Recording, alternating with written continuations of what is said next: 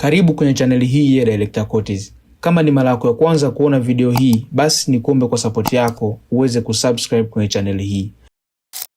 Yes, mambo vipi? Karibu kwenye tutorial nyingine, na leo tutajifunza namna ya kutengeneza cutout effect kwenye Premiere Pro. Kitu cha kuzingatia ni kuwa na audio au sound ambayo unaweza kutengeneza hii cutout effect, kama sound hii hapa ambayo niko nayo. Unaweza kuiplay ili uweze kuisikia. Yes, hii ni sound nzuri ambayo unaweza tukaitumia. Kitu kingine ni kutengeneza guidelines au line ambazo zitatuguide sisi kuweka effect hiyo kwenye video yetu. Tunawezaje sasa kutengeneza hizo lines? Utakuja kwenye program ambayo ndo hii display inavyoonyesha hapa. Haya ni material ya send off moja ambayo niliweza kufanya mimi mwenyewe binafsi. Kwa hiyo leo nitatumia material haya kuwaonyesha namna ya kutengeneza cutout effect kwenye Premiere Pro. Ni material mazuri by the way. Sasa nilitumia Canon Mark 4 na nikatumia DJI RS2 gimbal. Yes. Sasa tuangalie namna ya kutengeneza hizo guidelines. Nitakuja kwenye program, kisha nitakuja kwenye eneo limeandikwa view. Nitaklik hapa kwenye view. Baada ya hapo nitakuja kwenye sehemu imeandika show rulers. Hizi kuonyesha ruler. Then display yangu hapa itaonyesha kwamba kuna ruler zimeonekana. Lakini pia itabidi uenable hiki kitu show guidelines. Inabidi uweke tick hapa, kama haiko kwenye tick inabidi uweke tick. Nitakuonyesha hii inafanyaje kazi.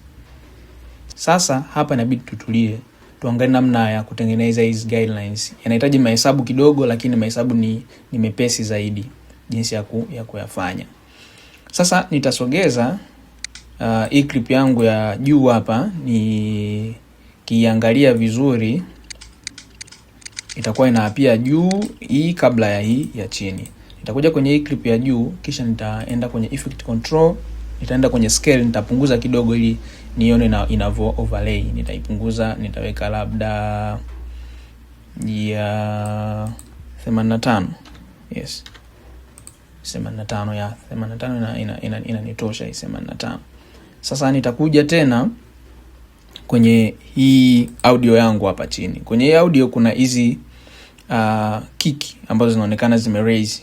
Hii unabidi ujifunze namna kusoma hii graph ya waveform. Hizi waveform maana yake hizi sehemu ambazo zime raise au zimepanda juu ndio sehemu ambazo zina kick, na hizi ndio sehemu ambazo mimi nitatengeneza hiyo effect yangu.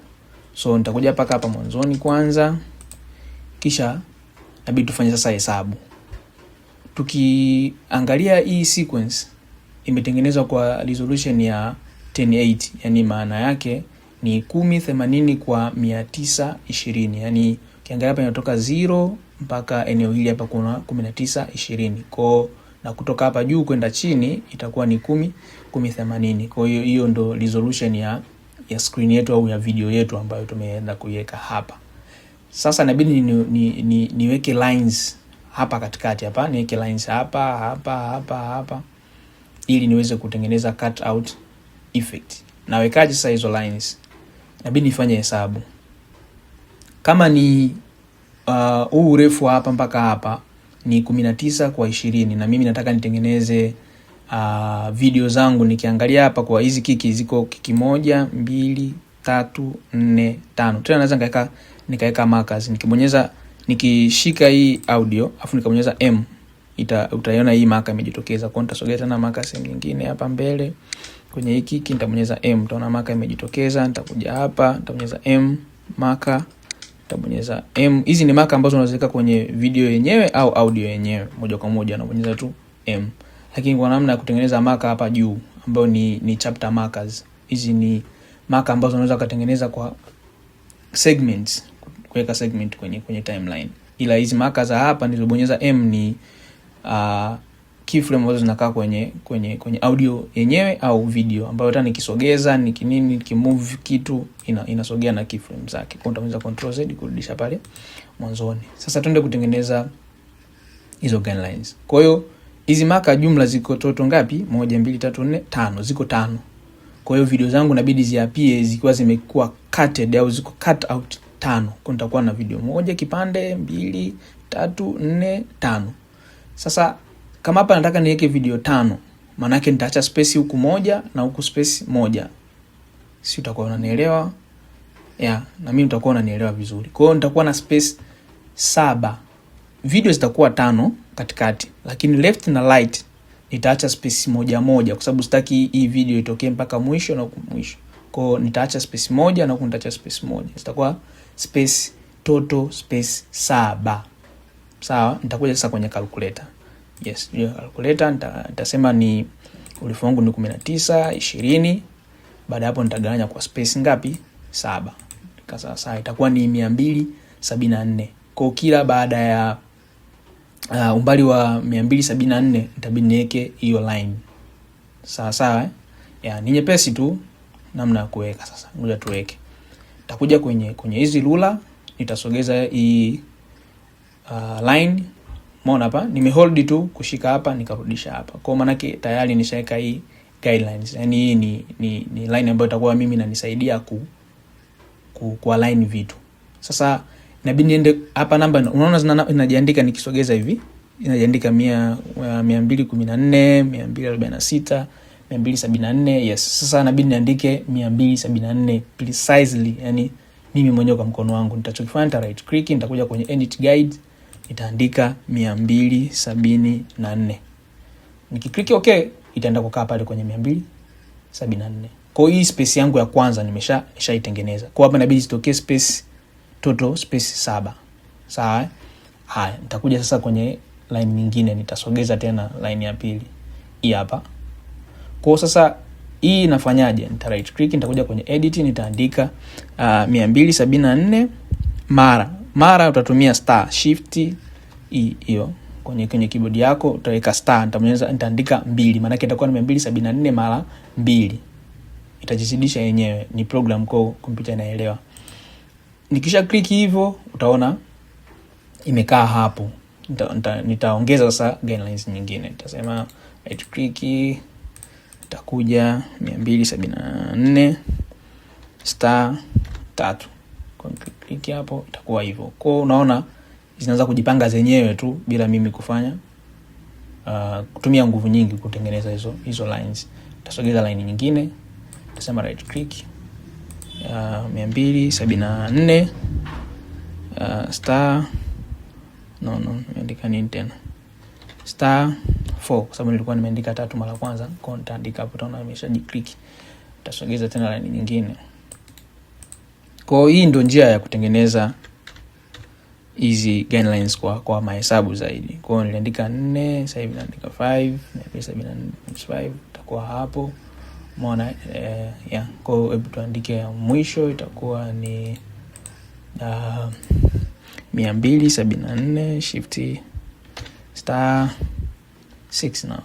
Kwa itakuwa hivi. Kwa hiyo umeona sasa hizi guidelines zimejionyesha. Kama utakuwa uja enable hichi kitu hapa kwenye view show guidelines, huwezi kuziona. Kwa mfano hapa nimeweza kuzitoa na huwezi kuziona, lakini ukitaka kuziona utakuja kwenye view show guidelines, enable zitarudi. Sasa kwa hakikisha umeenable, na pia umeenable hii ruler ambayo ni control R and shortcut. Unaweza control R inatoka, control R inarudi.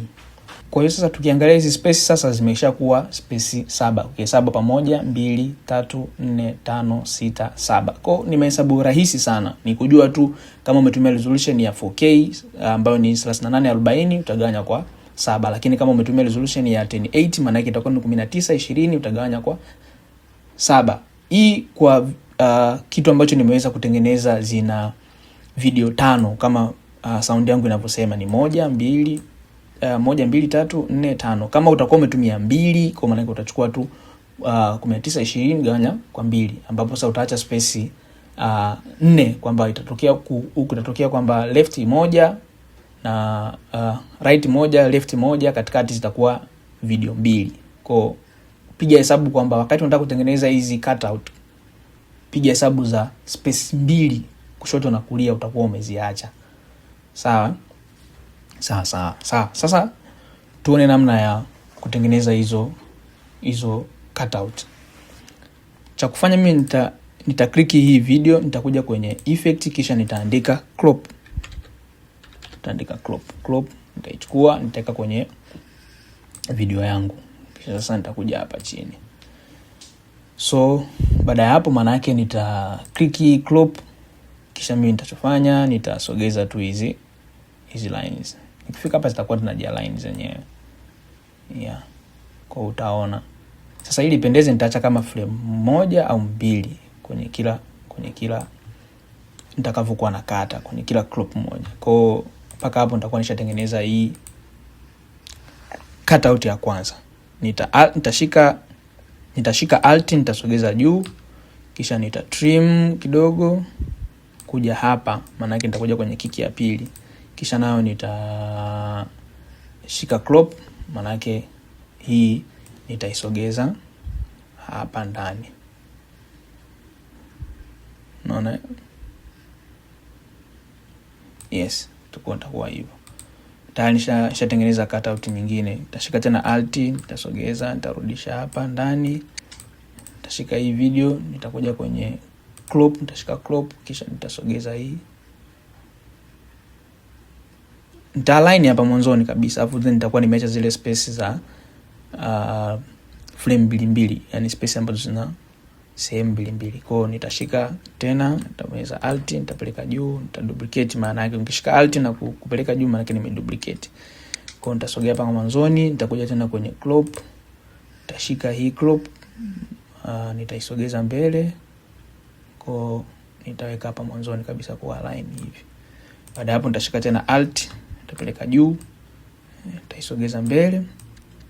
Nitakuja mpaka hapa, nitashika, nitakuja kwenye crop tena, nitasogeza tena mbele.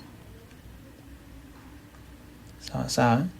Kwa mpaka hapa utakuwa umepata idea ya kutengeneza hizi cutout.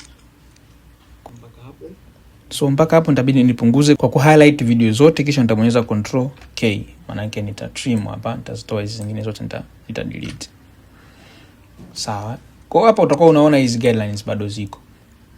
Ili niangalie effect yangu vizuri, maana yake nitakuja kwenye view, no way, nitabidi ni click kwanza kwenye program kwa sababu niweze ku highlight ile eneo, kisha nitakuja kwenye view, nitasema ya show guidelines off. Maana yake tabaki na hizi video zangu. Kwa effect inakuwa kwa mtindo huu. Yes, itakuwa inajihesabu kwa mtindo huo. Ni effect nzuri sana kuitumia. Sasa inabidi tuiongezee nguvu au tu-enhance kidogo ipendeze. Nafanyaje? Nitakuja kwenye frame hii ambao ndo video yangu ya kwanza ya kucut out. Nitaenda kwenye effect, kisha nitaandika brightness and contrast. Nitashika hii brightness, nitaweka kwenye video yangu kama hivi. Yes. Baada ya hapo utabidi nitengeneze keyframes. Nitakuja kwenye brightness and contrast, nita-click stopwatch, nitaenda frame 1 mbele. Kisha nitaweka default kwenye hii frame, lakini frame ya kwanza nitaongeza brightness to 100, lakini contrast nitaenda -100. Sawa? Lakini nita duplicate hii brightness and contrast, nitashika Control C, nitasema Control V, nita copy paste Control C Control V. Kisha baada hapo nitatoa keyframe kwenye brightness. Nitakuja kwenye hii contrast, kisha nitaweka 100. Sawa? Kwa itakuwa effect nzuri sana hapa nimeshaitengeneza. No way. Yeah, inabidi nirudishe kwa default hii frame ya mbele. Hizi mbele. No. Hapa iwe 0. Yes. Yeah, hapa iwe 0, hapa 100. Sawa, kwa itakuwa hivi. Yeah. Hiki kitu ndio nilichokuwa nakitengeneza. Ifanye kama ina flicker kidogo hapa mwanzoni. Sawa. Kwa nitachofanya sasa nita copy hizi effect, nitashika control, nitaselect zote mbili, nitasema copy. Kisha nita right click hizi zote, nitasema Control V paste. Kwa itakuwa hivi. Yeah. Hebu tuziongezee urefu kidogo ili uweze kuziona vizuri hizi clip. Yeah. Yeah. That is cut out. Hebu niweke kwenye loop, bonyeze out, nitabonyeza 0, nitaweka kwenye hiki kitu, lakini nita enable hapa hii eneo ambalo limeandikwa toggle. No. Nataka nikosee. Nita enable kitu ambacho kinaitwa loop playback. Niki enable hiki kitu, maana yake itakuwa inajiplay kwa kujirudia, itatengeneza loop. Itakuwa hivi.